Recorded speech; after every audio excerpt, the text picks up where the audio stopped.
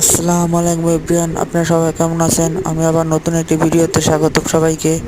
আলহামদুলিল্লাহ, দেখেন আমি ঘরে কীভাবে কবুতর পালন করি। অনেকে আমাকে প্রশ্ন করছেন যে আপনি কি ঘরে কবুতর পালন করেন? হ্যাঁ, আমি ঘরে কবুতর পালন করি।